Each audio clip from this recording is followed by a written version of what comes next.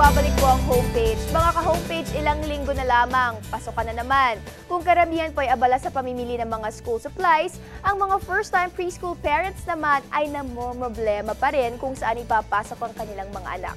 Kaya naman po para tulungan tayong mapaghandaan ang pagpasok ng mga chikiting sa preschool, kasama natin ngayong umaga ang Managing Editor ng smartparenting.com.ph, Miss Justine Tajonera. Good morning. Good And morning. welcome to Homepage. Hi. Okay, my first question is, even if I don't have a child yet, but at what age should children normally go to school? Okay, normally, kids should be in real school or kindergarten around 5 to 6 years old. Yes. But there's such a thing as preschool or play school, which is like a preparatory. It's like a gymboree. Yeah, something like that. So they can actually enter preschool between 3 and 4 years old.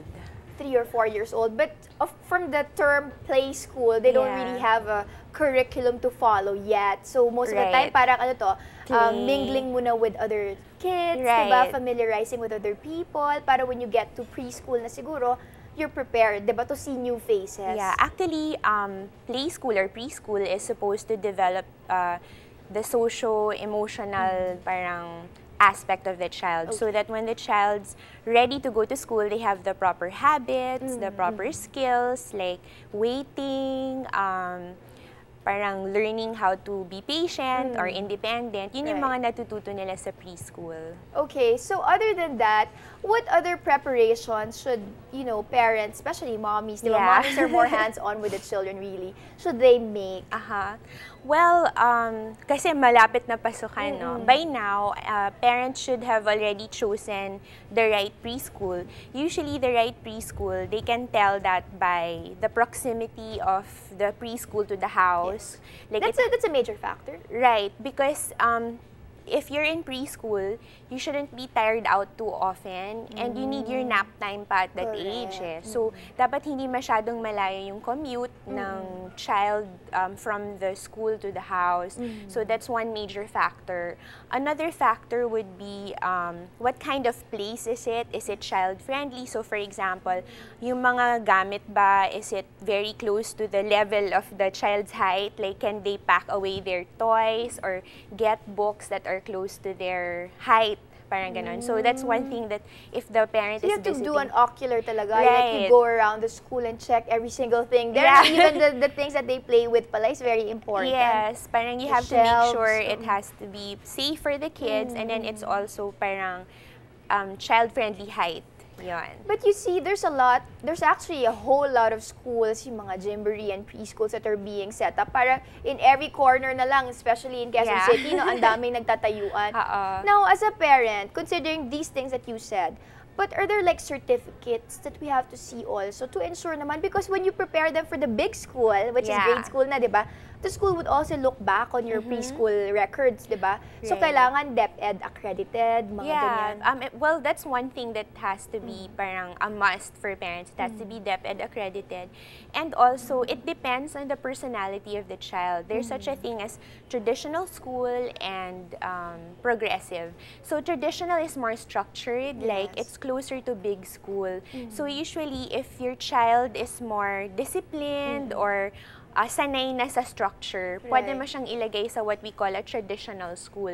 Progressive school, like siguro Montessori style, is more play-oriented. So if you have a child who's very malikot, and likes to move around a lot. So learning and playing at the same time. Right. So maybe the child would be better placed in a program where they can move around a lot. If they're like kinesthetic, tactile learners, they have to be in a place where they can actually play and learn at the same time. So it depends on your child's personality. So you just don't choose a school, you match it really with the qualities or the personality of your child. Right. You're right, kasi in Montessori, we used to mga mop the floor pa and wash the hanky or something like that. Parang it's while more learning play-oriented.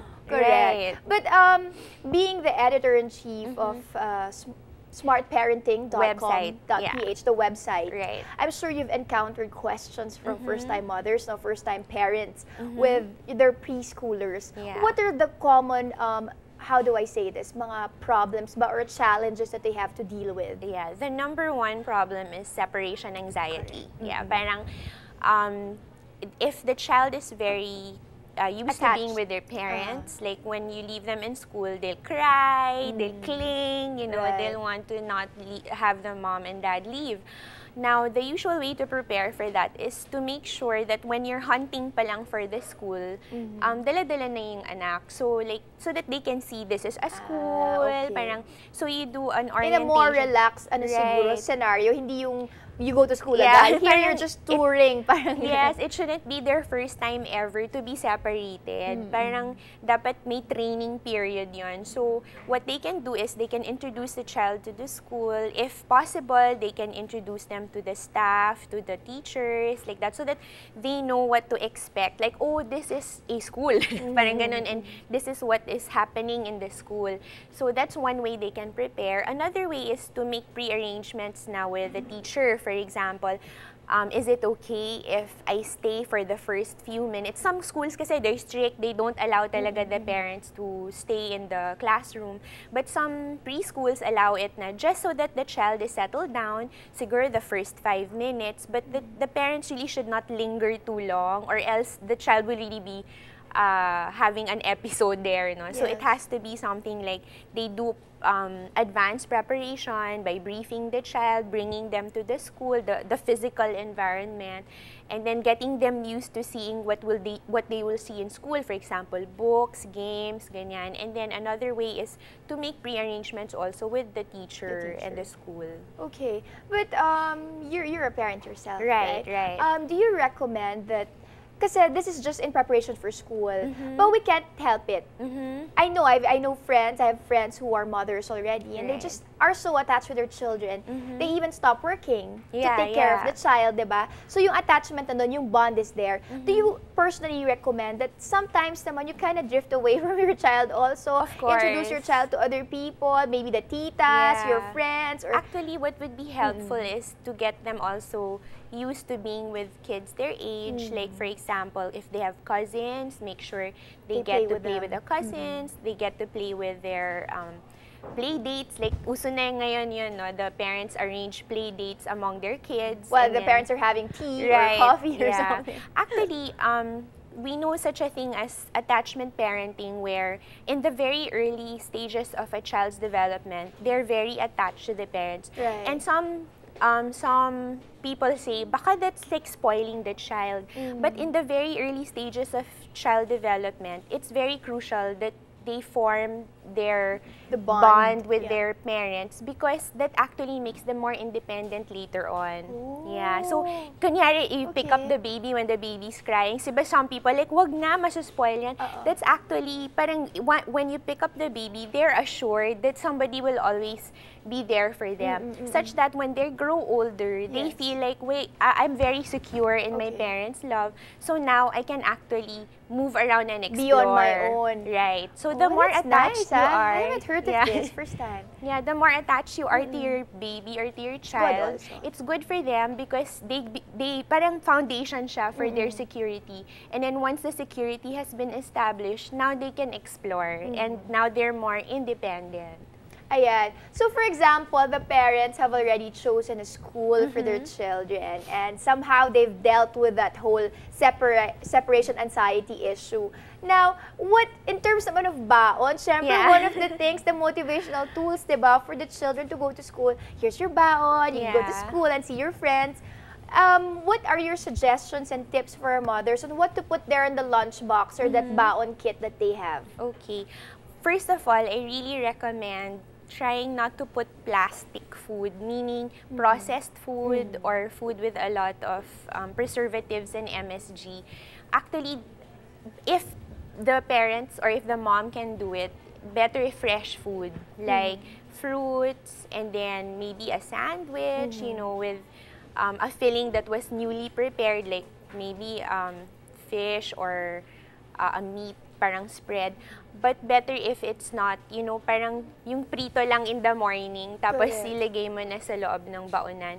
It's better if the child eats fresh food so that they don't get all these chemicals in Correct. their body. They should start early pala talaga, Yeah, the children. so better if they have, like, kunyari for their baon, they have fresh food. Like, it's good also to, like, chop up some, kunyari, veggies or fruits. Those are very healthy and crunchy snacks that they can take with them to school. So that's just me, no? But I'm sure it's also very difficult kasi there's the convenience factor. Like, you have to wake up really early, diba, to prepare. Yeah. So maybe But another... mothers naman are willing to do that for their children, especially I'm sure. if they want the best for their And child. the children should be trained to eat healthy at a young age. So when they Right. grow up, kasi diba sometimes it really takes its toll on you. Yeah. Once you've made pabaya the whole, you know, your younger years, so you get old, that's how you feel everything. Now you're getting sickly and all that, diba? And finally, Justine, maybe your tips, no, to make the most out of their learning in preschool. Right. Ano pwedeng gawin ng parents so when the kids get home,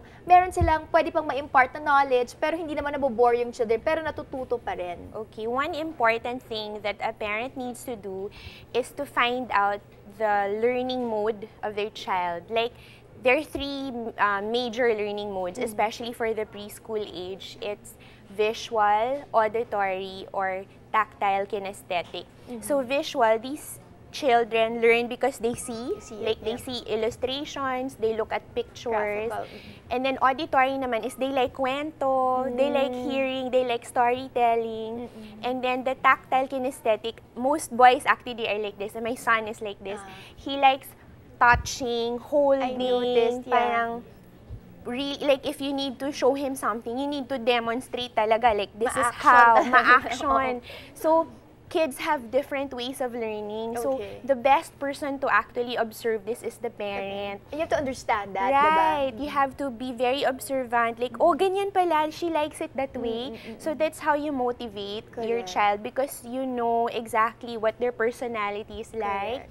So, mababagayan mo. And when you know the fun way for them to learn, you can actually make, kunyari, their homework or whatever fun for them. Like play. Right. Because they don't really, at that age, preschool, they're not very serious about schoolwork yet, and grades and all that. Yeah. So, it's better if you motivate them positively by using something, a learning mode that they like. Like, if you make it a game, it's not homework anymore. It's fun. So, parang the best way for them to help their child is to make learning fun. Right, right. Well said. A lot of tips and new information we've gathered from you today. Thank you so much for guesting and for sharing us your expertise on parenting. Thank you, Justine. Thank you, Eunice. Mga ka-homepage, magbabalik pa po kami.